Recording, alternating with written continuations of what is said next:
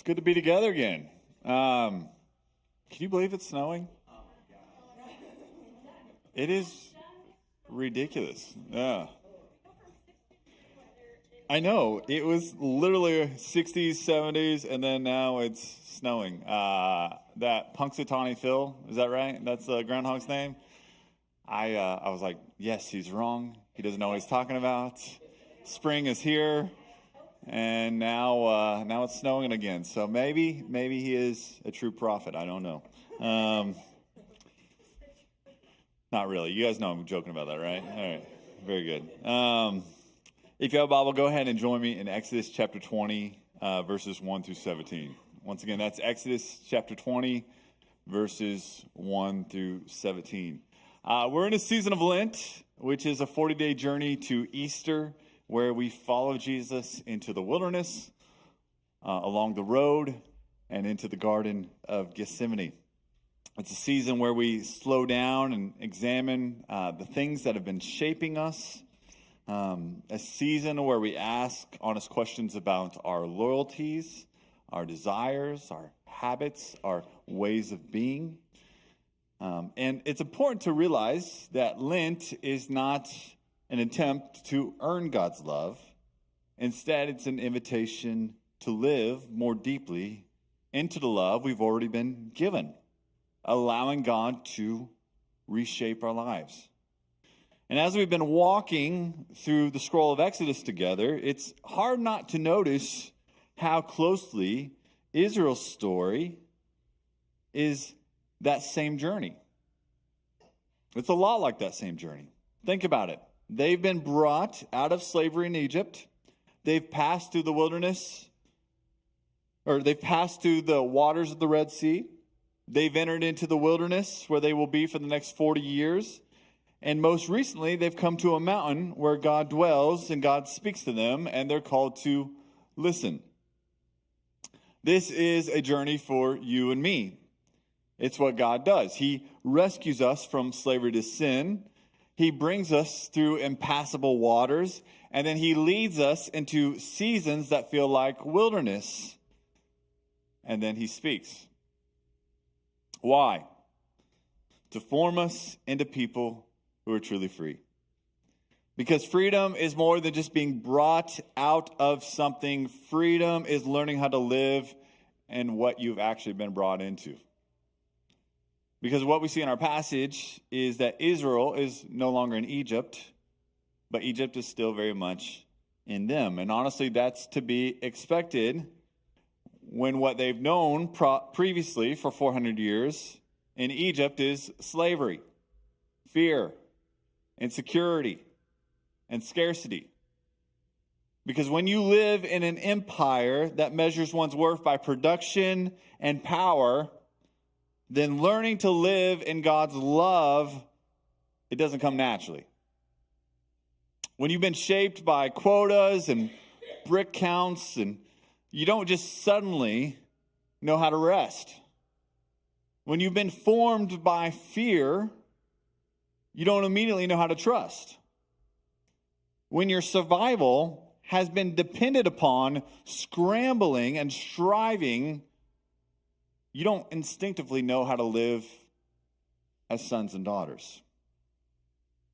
And Egypt has trained their bodies, it's shaped their instincts, and it's discipled their imaginations. So at Mount Sinai, God begins to undo what slavery built and reshape them into people who are truly free. And how does God reshape them in our passage today? He speaks. He speaks. Before they receive the promised land, before they organize as a nation, before they take another step, God gives them words. Words. Words that will define their life together, words that will shape their worship, and words that will guard their freedom. Now, what we're about to read has often been treated like a list of restrictions. But in this moment, as they stand at the foot of Mount Sinai, it's something so much bigger and better than that. So let's attempt to hear it the way they first heard it. We're told in Exodus chapter 21, and God spoke all these words. I am the Lord your God who brought you out of Egypt, out of the land of slavery. You shall have no other gods before me. You shall not make for yourself an image in the form of anything in heaven above, or on the earth below, or in the waters, or in the earth beneath, or in the waters below. You shall not bow down to them or worship them, for I, the Lord your God, am a jealous God, punishing the children for the sins of the parents to the third and fourth generation of those who hate me, but showing love to 1,000 generations of those who love me and keep my commandments. You shall not misuse the name of the Lord your God, for the Lord will not hold anyone guiltless who misuses his name. Remember the Sabbath day by keeping it holy. 6 days you shall labor and do all your work, but the seventh day is the Sabbath to the Lord your God. On it you shall not do any work, neither you, nor your son or daughter, nor your male or female servant, nor animals, nor any foreigner residing in your towns. For in 6 days the Lord made the heavens and the earth, the sea, and all that is in them. But he rested on the seventh day. Therefore the Lord blessed the Sabbath day and made it holy. Honor your father and mother, so that you may live long in the land that the Lord your God is giving you. You shall not murder. You shall not commit adultery. You shall not steal. You shall not give false testimony against your neighbor. You shall not covet your neighbor's house. You shall not covet your neighbor's wife, or his male or female servants, his ox or donkey, or anything that belongs to your neighbor. And this is the word of the Lord. Now, what we just read is commonly known and referred to as what? Yes, the Ten Commandments. They've been posted in courtrooms. They've been debated in classrooms. For many of us, they feel like standalone kind of moral code, almost like God's top 10 rules for good behavior. And because we're so familiar with them, we often hear them almost detached from the story where we find them. But we need to remember that these commandments were first spoken to Israel inside a covenant story, to a people who had just been brought out of slavery just 3 months before. And if we rip them out of that story, we're actually tempted to misunderstand what they're actually doing, what God intends. Because what God is doing here is he's not handing out a list of random rules. Once again, he's giving words that will define their life together. Words that will shape their worship. That's what God intended. That's what he told Moses he was going to do. I'm going to bring you here back with all of Israel to worship me. And he's giving them words that will guard their freedom, because we're going to see that they're going to be tempted to put back on the chains. God is giving them words. The very God who spoke the world into existence through his very word is now using his very word to recreate them, to form them, to shape them. In fact, in Hebrew, what we call the 10 Commandments are simply called the 10 words. These are not 10 rules dropped from the sky. No, they are 10 words spoken by God into a covenant relationship. And I think that matters because words create worlds. Words create worlds. Think about it. For better or for worse, a coach's words shape a team. A parent's words shape a child. A president's words shape a nation. And for 400 years, Egypt has been speaking over Israel. You are slaves. You are expendable. You exist to produce. Your worth is measured by your bricks. And now at Mount Sinai, a different voice is speaking. that says, I am the Lord, your God. I brought you out. You are mine. Look at verses 1 and 2 of Exodus chapter 20. And God spoke all these words. I am the Lord your God, who brought you out of Egypt, out of the land of slavery. Do you see what's happening here? Before God ever says, you shall, he says, I am. God is continually going back to, I am. Before he tells them what to do, he reminds them what he has already done. He says, I am the Lord your God, who brought you out of Egypt, out of the land of slavery. Well, that right there is covenantal, relational language. Covenantal, relational words. Look at how he's relating to them. He's not introducing himself as some kind of distant lawgiver from the sky. No, he's speaking to them. They're at the foot of the mountain. He's declaring this to all of Israel.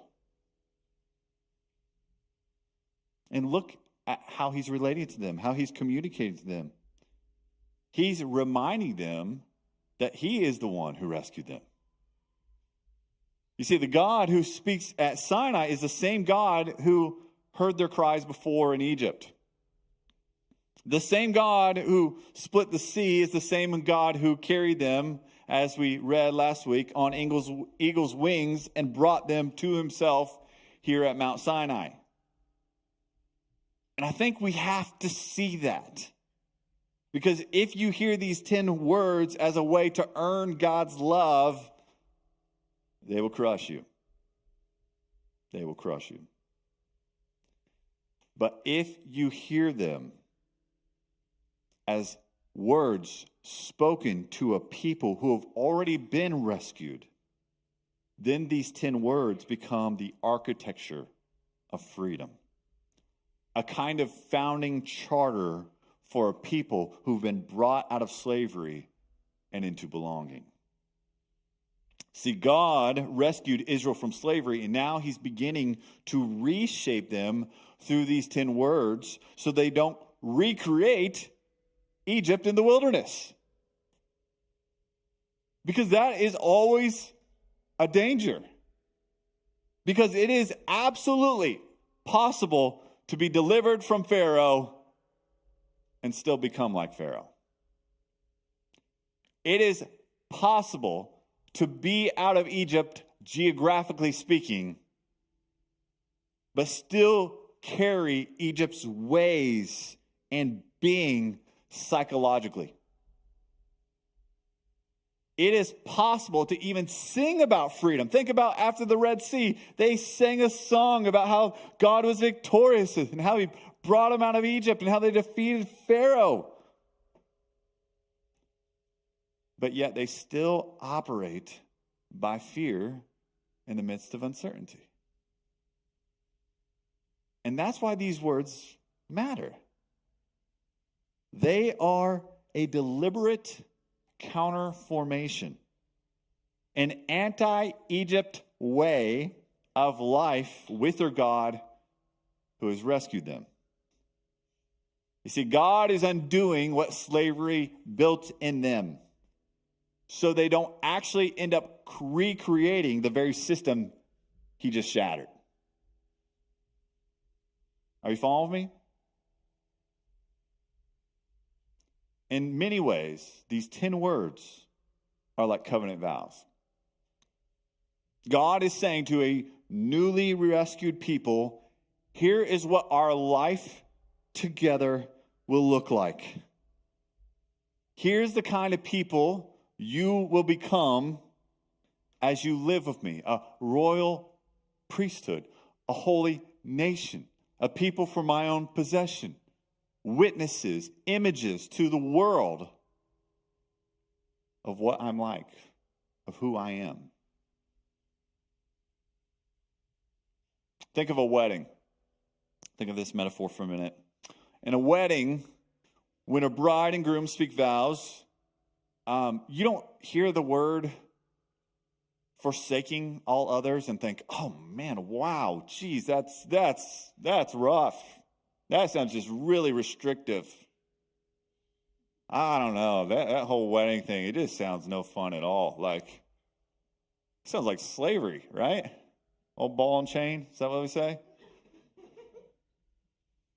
No one thinks that, or should think that. No, when you hear the vows being communicated, forsaking all others, what that is, that's not restrictive. That's a vision for love.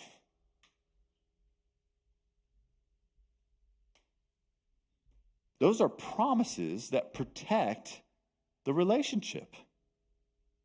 Commitments that make intimacy possible. That's what these words are. They're not chains. They're vows spoken by a rescuing God to a rescued people. And really, these 10 words move in two directions. The first 4 words shape our love for God, and and the next 6 words shape our love for neighbors, for others. And both are absolutely necessary if people are going to live free. So God begins these 10 words with worship in verse 3. We're told, you shall have no other gods before me. Now that phrase before me, it's really important because it can sound like God is saying, you know what, you can do that, but just don't do that in front of me. I don't want to see that. Like, don't bring those other gods into my space. As if it's okay as long as if it's private. As long as the God doesn't see it, or if it's hidden or happening somewhere else outside of God's realm or presence. But that's not what this means. In the scriptures, there is no somewhere else outside of God's presence. There is no part of life that exists outside the presence of God. So before me, it's not about location, it's about allegiance. It's God saying, you do not have any other gods in your life in relation to me, alongside of me, competing with me. No rivals, no substitutes, no Yahweh plus. Because Egypt trained them to spread their trust around. In Egypt, you don't build your life on one true God. You build your life on a network of gods. If you want crops, you appease this one. If you want protection, you go worship that one. If you want fertility, you go over there. If you want security, go over here. You keep your options open. You hedge your bets, so to speak. And you divide your heart. And Yahweh says, no. Not because God is insecure, but because divided allegiance always turns into divided hearts. And divided hearts always lead back into slavery. They always lead back into slavery. And God is trying to keep them from recreating Egypt in the wilderness. Because whatever you trust as your source becomes your master. So God's first word is not, hey guys, you know what? Just make sure I'm at the top of the list and I'm top priority. No, it's much deeper than that. It's much more important than that. It's let me be the one. Let me be the center. Let me be the source. Let me be the one you worship and the one you trust, because you cannot be free if you're always negotiating with false saviors. It's like, well, like, God, I believe that you're going to provide my daily bread, but you know what? I better just go over here and try to make this happen and, maybe make a deal or give myself to this thing, because that actually might work out better if you don't, for some reason, give me my daily bread.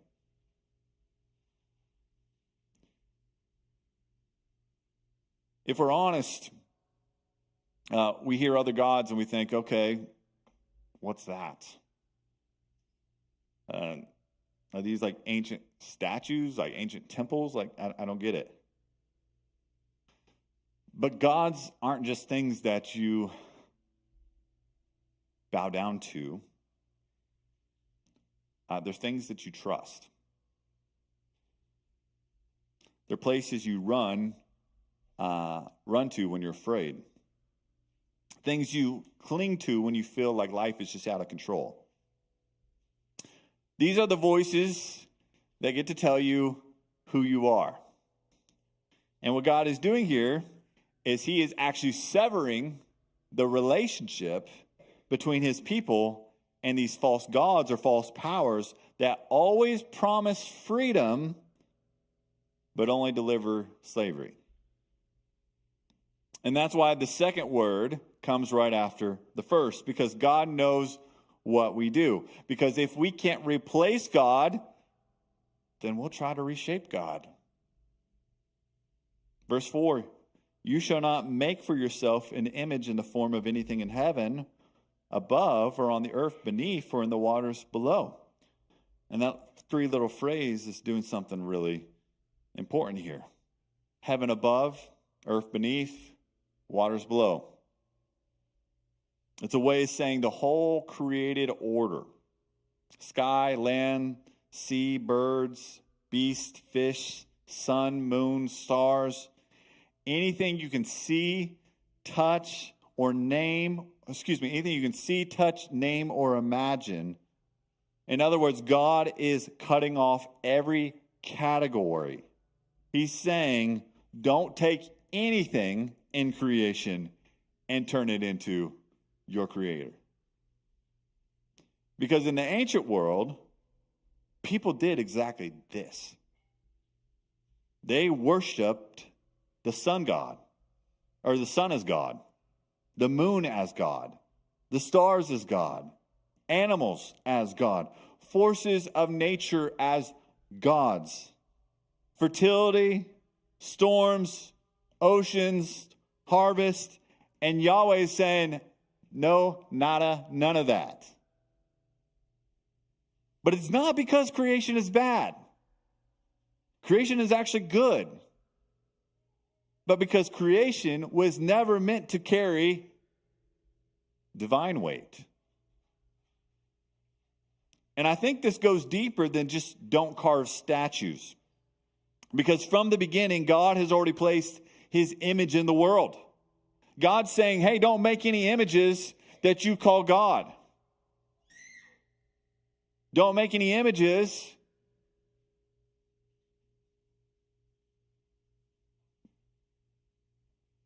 that you worship.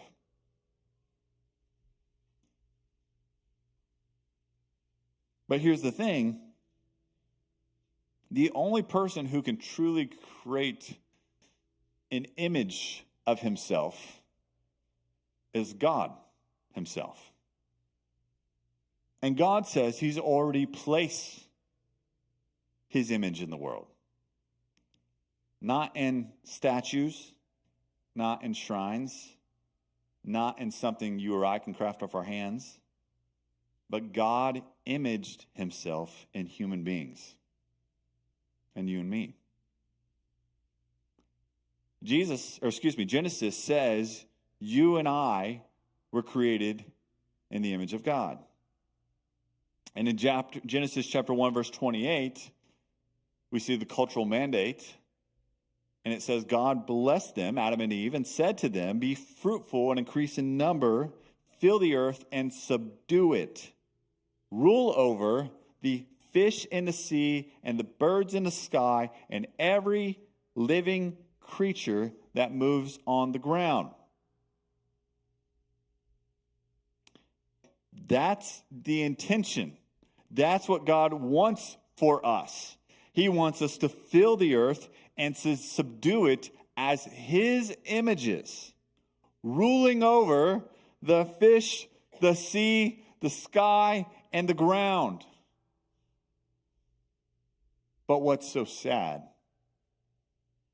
is that instead of us ruling over creation as God's images and stewards, we start being ruled by the very things that we were meant to steward.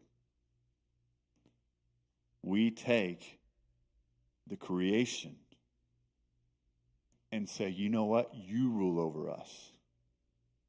You subdue us. You tell us who we are. You be our God.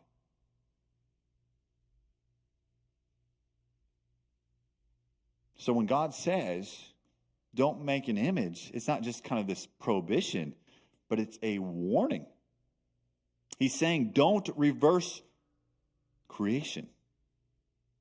Don't take what God made and treat it like God. Because idolatry is when we turn the creation into the creator. It's when we take gifts and make them gods. And it's subtle. Because it usually starts with very good things. Think about it. Work is good. But if work becomes your source, well, then it's become your God. Family is good. But if family becomes ultimate, it becomes your God. Money is good. But if money becomes security, it becomes your God. Success is good. But if success becomes your identity, well, then it becomes your God. You see, all these good things, we're tempted to place them over us and say, you be God to us. We'll give our lives to you. You will keep us safe. You will make us feel loved. You will provide all that we need. Let us take this thing that was never intended to be our God, part of the creation itself, and now let's carve and shape it into our God so that it may rule over us. It's almost illogical, right? That's what I'm trying to get at here. Like it's almost stupid. And yet we all do it. Oh, we're going to talk about the golden calf in a little while, but it's like, yeah, that's what we do. We take these things that were never intended to be our God, that we were to steward and rule over as images of God, and say, I don't know, I think this inanimate object could do a better job. I think First Financial could do a better job. I think,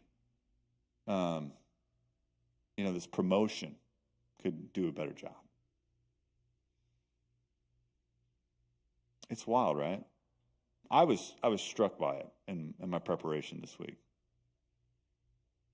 It was like a slap in the face to me. I'm not trying to slap you in the face. I'm just saying, wow. It is wild how backwards we get it sometimes. And the kingdom of God is upside down. It is backwards. It is contrary to the ways of this world and the empires of Egypt. Here's the giveaway. Here's how you can tell if something that is good is now becoming your God. How can you tell if a gift has become what is now divine in your life? And that is, a gift can be enjoyed with gratitude. But if it's become a God, then it must be served with fear. A gift, not a gif or a gif, a gift can be enjoyed a God is to be feared. You must serve it with fear. Gift you can hold with open hands, but if it's a God, it's going to demand more of you. More and more and more until there's nothing left. These are just a few examples, but like our phones, they're meant to serve us. They're meant to help us. Our schedules, they're meant to organize our lives. But oftentimes these things, they master us. They claim right above us.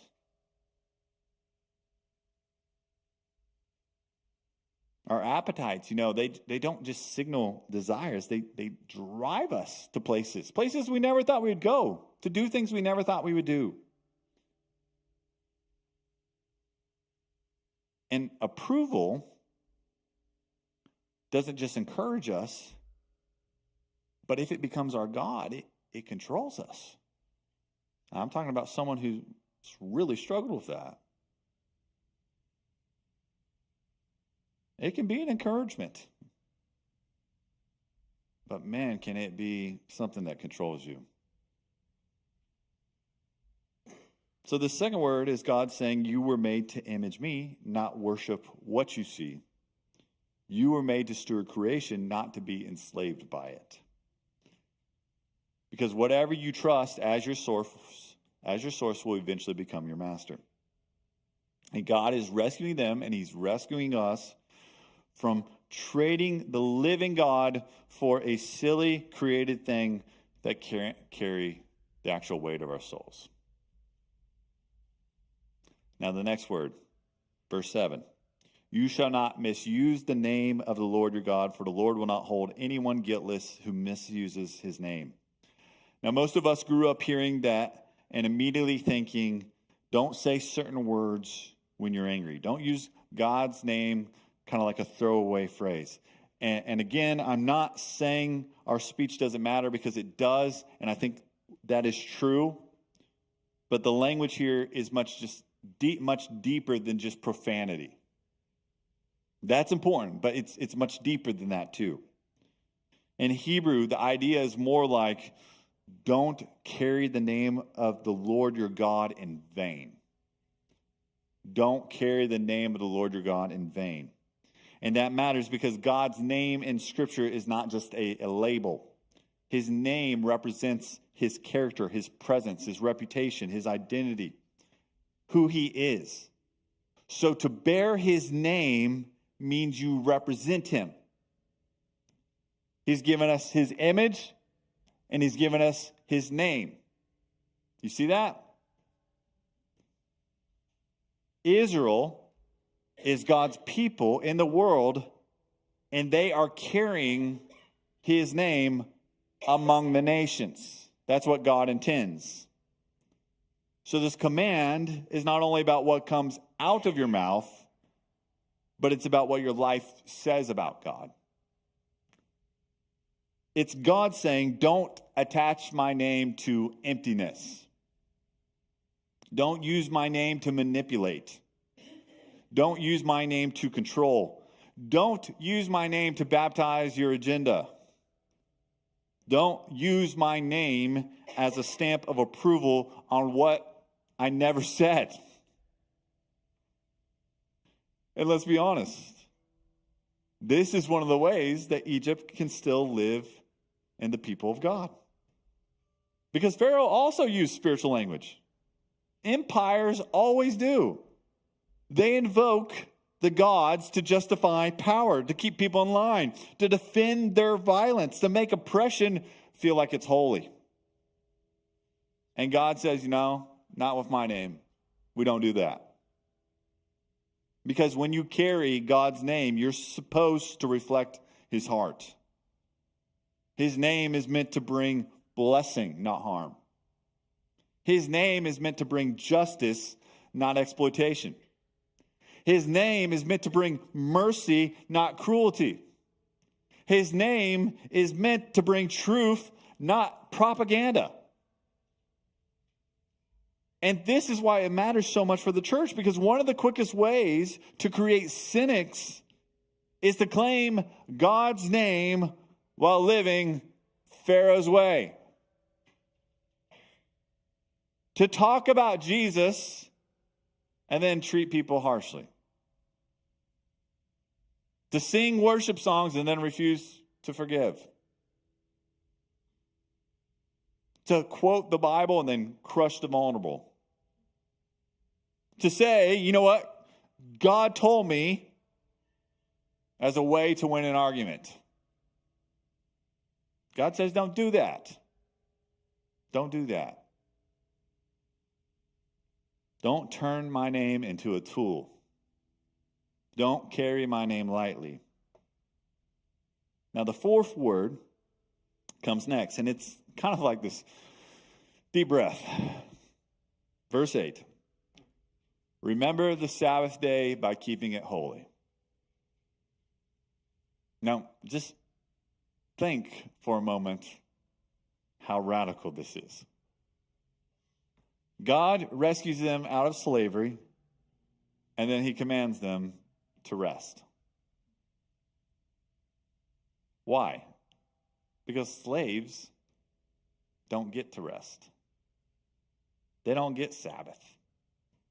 In Egypt, there is no limit. There is no rhythm. There is no enough.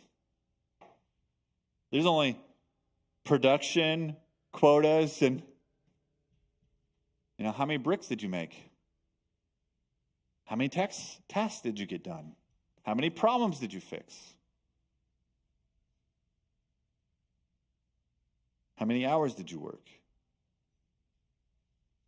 So Sabbath is not just a religious observance, but it's a declaration of freedom. It's God saying, y'all aren't Pharaoh's property anymore. God's saying, you're not a machine. You're not what you produce. You belong to me.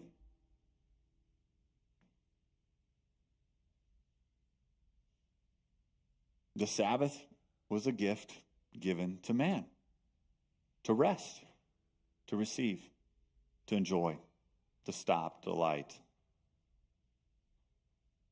Verse 9, 6 days you shall labor and do all your work, but the seventh day is the Sabbath to the Lord your God. On it you shall not do any work. Notice how far this goes. Not just you, but verse 10 says, your sons and your daughter, your servant, your animals, any foreigner residing in your towns.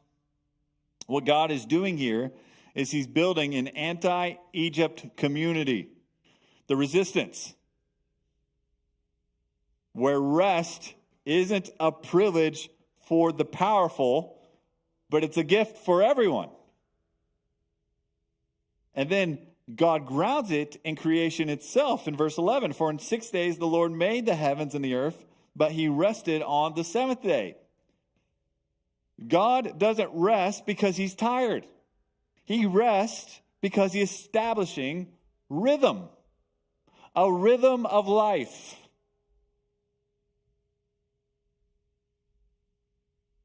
He is teaching his people that the world is held together by him, not by their striving. Sabbath, rest, is therefore trust. It's saying, God, I can stop because you are still God.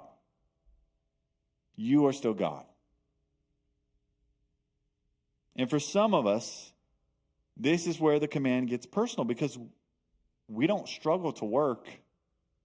We struggle to rest, to stop. We don't struggle to fill our calendars. We struggle to leave margin. We don't struggle to be productive. We struggle to be present. And what that reveals is that Egypt still whispers. It's still whispering to you and me. And we're still listening. Because Egypt says, you know what, guys, if you stop, you're going to fall behind. Egypt says if you rest, you're going to lose your worth. I mean, other people are going to get ahead. Egypt says if you slow down, you know what? You're going to lose control. But Sabbath retrains us. It says, I am not what I do. I am not what I produce.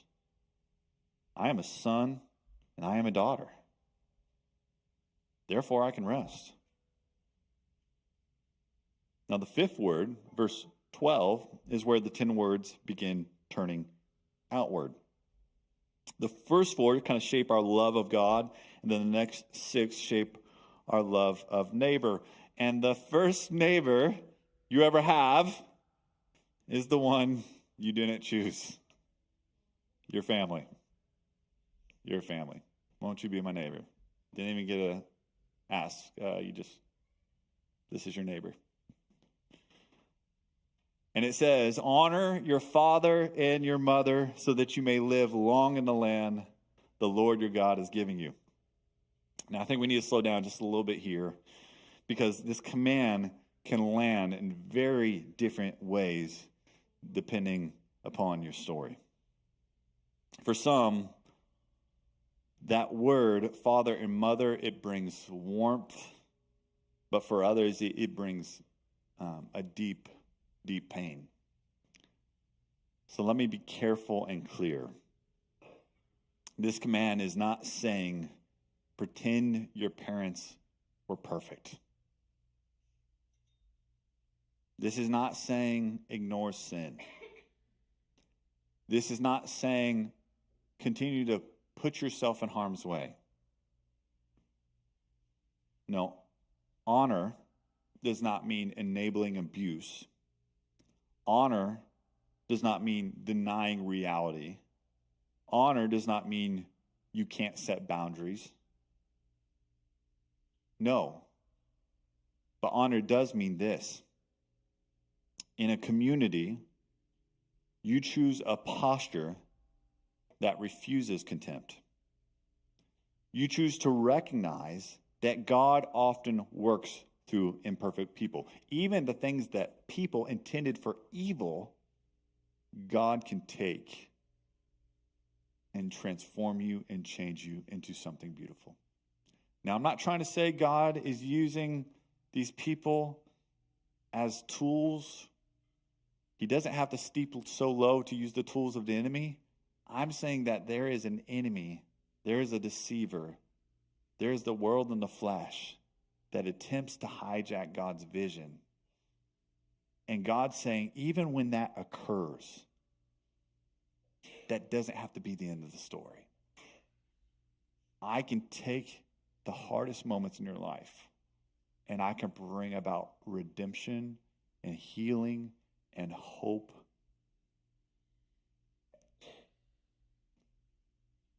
So here's where this can lead. And I'm not saying this happens overnight. This is hard stuff. This is some of the most painful, difficult stuff.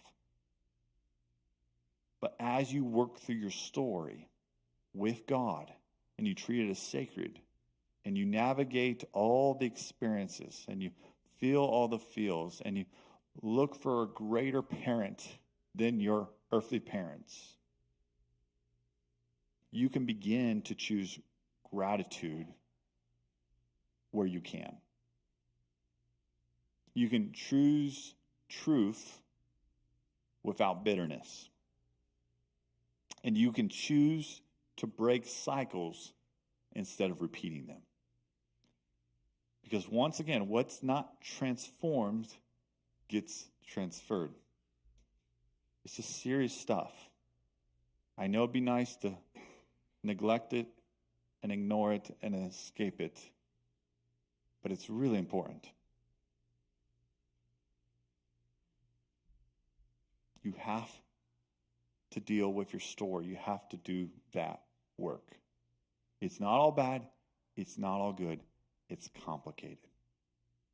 We talked weeks ago, sharing your life, or sharing your story and sharing your life. Bringing what is sacred before God and holding it there.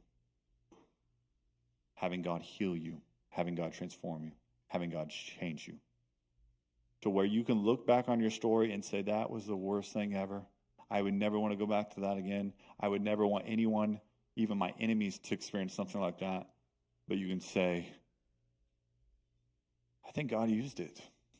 I think God used it to change me, to shape me, to set me free. He let me experience Pharaoh so I would not become Pharaoh. Sometimes God will put people in your life to keep you from becoming the very people who came into your life. There's a lot of beauty and positive stuff to it too, but we'll just assume that for today. In addition, this word here of honoring your father and mother is also a word of stability for Israel. Because remember, these are slaves learning how to be a society. And in Egypt, families were torn apart. Children were expendable. Parents had no power. Generations were devalued. So God is building a people who learn to live with respect, with memory, with continuity. And notice the promise attached. So that you may live long in the land the Lord your God is giving you. That's not a blank check that you're going to live to 95 if you always call your mom back every night. That's not what's happening here.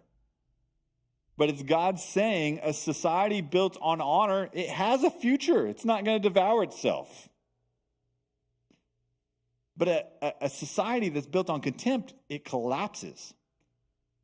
When generations despise each other, when household fractures, when elders are discarded and children are neglected, surprise, people don't thrive. But when honor exists, life can be sustained. And God is forming a people who don't have to live like they're living in Egypt anymore. Verse 13, you shall not murder. Now, this is not a blanket statement about every kind of killing. The word here is aimed at unjust, personal, violent taking of life. It's about the kind of violence that treats a person like a problem to be removed. And remember who is standing at Mount Sinai. These are people who lived under an empire where life was cheap. Pharaoh threw baby boys into the Nile. He made human beings disposable in the name of productivity and control. So this word is God saying, not with you. In my kingdom, human life is not expendable. In my world, people are not tools. In my family, you don't get to treat someone made in my image as if they are in your way. And if we're honest, most of us hear murder and we think, okay, I think I'm good there. But the question underneath this word is not just have you taken a life. It's what is your anger doing in you? Because what happens when you feel threatened? What happens when someone dishonors you? What happens when you feel powerless? Because Egypt always teaches us that the way we handle fear is through control. Let's grab a sword. Because the way you handle fear or handle control is force. I'm going to impose my will upon someone right now. So God is not only banning murder, but he's uprooting Pharaoh's spirit within us. He's teaching his people, your neighbor is not your enemy. Your neighbor is not your enemy. A free people cannot be built on contempt. Verse 14, you shall not commit adultery. Yes, this is about sexual faithfulness in marriage, but even more so, it's about refusing to turn people into products. Because in Egypt, everything becomes transactional. Bodies become commodities. Women become property. Men become consumers. And desire becomes a kind of appetite that has to be fed. But covenant love says something different. Covenant love says, I'm not going to use you. I'm going to give myself to you. You are not an object of my satisfaction. You are a person that needs to be honored, protected, and cherished. You matter, your story matters. And you can just feel how practical this is, right? Because adultery doesn't start in a hotel room. It starts with a life that slowly drifts into secrecy, entitlement, resentment, fantasy, and comparison. It starts when we stop tending to what we've been given and start scrolling for what we don't have. So this word here is not God trying to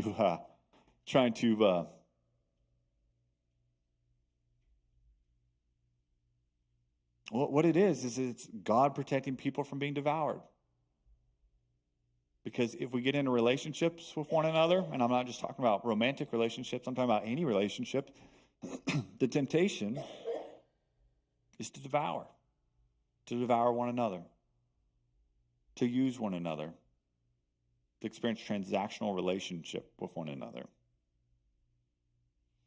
And God is protecting people from that. He's protecting marriages. He's protecting families. He's protecting hearts. He's protecting friendships. Because unfaithfulness always promises freedom, but it delivers. Because unfaithfulness always promises freedom, but it delivers slavery. And it always does. It always does. Unfaithfulness leads to slavery. Transactional relationships lead to devouring. Verse 15, you shall not steal. Again, this is simple, but it's certainly not shallow. Stealing is what you do when you believe that the world is scarce. And survival is your only move. So you grab what you can while you can. And that makes a lot of sense if you've lived as slaves, right? When you've lived under an empire where you never had security, you have to learn to take. You have to learn to compromise. You got to learn to hoard, to look out for yourself, because nobody else will. But once again, God is forming an anti-Egypt people, a resistance, a people who believe the world is not held together by grasping, but by God's provision. So yes, don't steal money. Don't do it. But also, don't steal with your life. Because we steal time. We steal credit. We steal joy with comparison. We steal peace with constant striving. We steal from our families by being physically present but emotionally absent. We steal when we take and take and take and never become the kind of people who can give. A free people don't live with clenched fists. They live with open hands. Verse 16. You shall not give false testimony against your neighbor. In its original setting, this is about kind of a court. Remember Jethro and Moses, they had set up these different rulers, or judges, that was the word. Judges over different numbers of people. Here, God is saying, tell the truth. Tell the truth when someone's life, reputation, or future is on the line. Because if you don't have truth, you don't have justice. And if you don't have justice, you don't have a community that's going to last. Now, false testimony is bigger than just perjury. It is any way we use words to distort reality about other people. Gossip is false testimony. Half-truths are false testimony. Spinning stories to make yourself look better is false testimony. Assuming the worst about someone with no evidence is false testimony. Sharing something because it might be true is false testimony. And again, why does this matter? Well, it's because Egypt runs on propaganda. It's the propaganda machine. Empires survive by controlling the story, by rewriting the truth, by scapegoating, by accusing, by making someone else the problem. And God says, my people don't live like that. My people tell the truth. My people refuse the easy story that destroys someone else so we can feel righteous. A free community is therefore a community where your words are safe, where people aren't waiting to be misrepresented, where repentance is possible because truth exists. That's what God is building here. And then God goes beneath all of it in verse 17 by saying, you shall not covet. You shall not covet. You shall not covet your neighbor's house, your neighbor's spouse, their servants, their animals. In other words, their life. And coveting is not the same thing as noticing. It's not, oh, wow, that's nice. That's cool. Coveting is when desire turns into dissatisfaction, and dissatisfaction turns into entitlement. It's when you start believing, you know what? I deserve that. If I had that, you know what? I'd finally just be okay. You know, life would be what it's good. If my life looked like theirs, then I would finally have peace. That's the lie.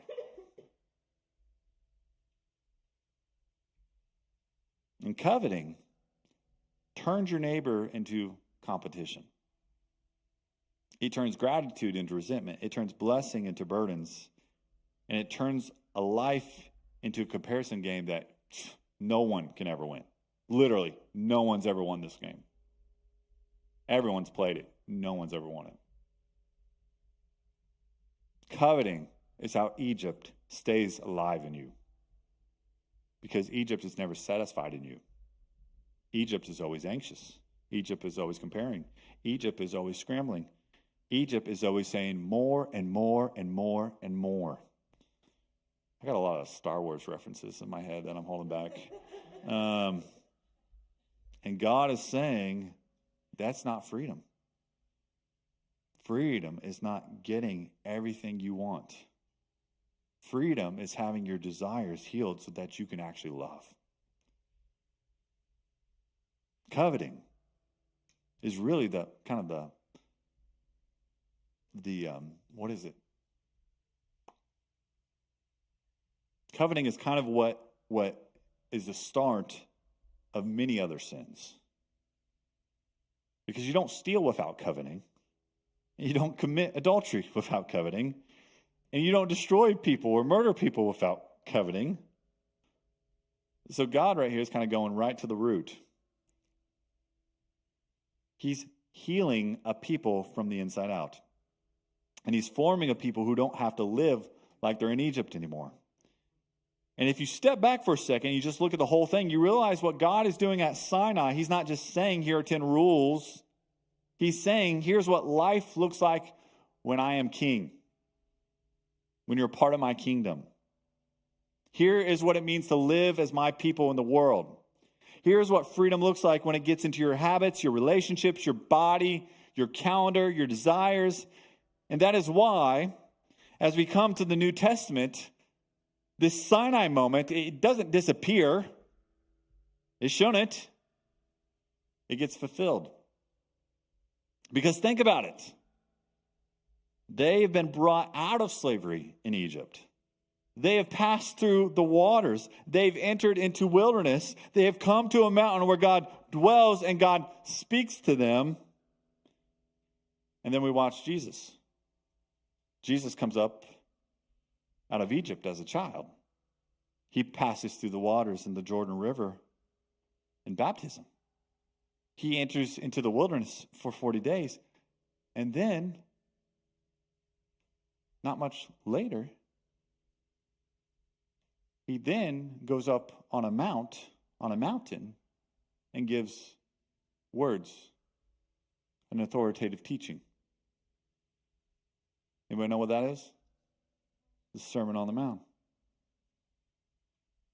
And what is Jesus doing on that mount, on that mountain? Is he scrapping the 10 words? Is he saying, those weren't any good. Let me give you some better ones. No, he did not come to abolish the law. He came to fulfill it. So he's not replacing Sinai with something else. He's reframing it. He's completing it. He's revealing its true aim. Because on the Sermon on the Mount, Jesus is showing us what it looks like when the kingdom of God becomes a way of life. Not just a set of beliefs, but a whole new humanity. That's why he says, you have heard it said, but I tell you. Not because the old way was wrong, but because the old way was always pointing to something deeper. Deeper. You've heard it said, do not murder, but I tell you, pay attention to what anger is doing in you. You've heard it said, do not commit adultery, but I tell you, pay attention to what desire is shaping in you. You've heard it said, love your neighbor, but I tell you, love your enemies. In other words, Jesus is saying the kingdom is not first about managing appearances or simply moralistic behavior. It's about people becoming the kind of people who actually reflect the kingdom of God, the Father's love. Blessed are the poor in spirit. Blessed are the meek. Blessed are the merciful. Blessed are the peacemakers. This is an anti-Egypt community. This is what it looks like when God is king and Pharaoh is not. That is what it looks like when freedom is not just something you experience once, but something you learn to live into. And here's where we have to be honest. Because when you hear Sinai and you hear the Sermon on the Mount, you realize the same thing. This is the life we were made for. And this is the life we do not naturally live. Because Egypt is not just a place out there, far, far away. No, it's something that resides in here. So if Jesus is only a teacher on a mountain, we're in trouble. Because then the Sermon on the Mount becomes impossible homework. But Jesus did not only come to show us the kingdom, he came to open the kingdom. He didn't come to only clarify God's law, he came to fulfill it. Jesus lived with an undivided heart. He trusted the Father in the wilderness. He loved his enemies. He carried the name of God with perfect integrity. He embodied the 10 words in real life. And then he went to a cross. I know I'm running late. I was thinking about this when I was preparing this. It's like, Jesus took on all my limitations. He took on like a body like mine. And yet, he fulfilled these 10 commandments, these 10 words perfectly. All of God's laws and commandments. He did perfectly. He was operating with something like this. Something like this. Something like that. And yet he did it. It's not that it's impossible. It's that I would never do it. You would never do it. God is not calling us to something impossible. It is possible to obey him, to live in relationship with him, to desire the things he desires. to carry his name in the way he intends. We just never would. We wouldn't want to. But Jesus does. Jesus did. It's not that he had any extra superpower. No, he was working with what we got. But he did it. He did it. And then he went to a cross. He took our idolatry. He took our anxiety. He took our failure. He took our Egypt-shaped hearts. And when he rose again, he didn't just forgive us, but he began to remake us, to resurrect new life, to speak new words of recreation upon us. So what do we do with Exodus 20? We don't hear it as a ladder to climb into God's love. We hear it as an invitation to life that Jesus freely gives. Because these words show us what freedom really looks like. But Jesus is the one who actually sets us free. And the Spirit is the one who forms us. So as we come to the table today, or as we respond in worship, this is the invitation. Bring your divided heart. Bring your restlessness. Bring the places you've been grasping and comparing and striving. Bring the ways Egypt still whispers. And come to the King, because the God who says, I brought you out, is the very same God who in Jesus says, come to me, all who are weary and burdened, and I will give you rest. Rest. Not rules. Rest. Not just commands, but a kingdom.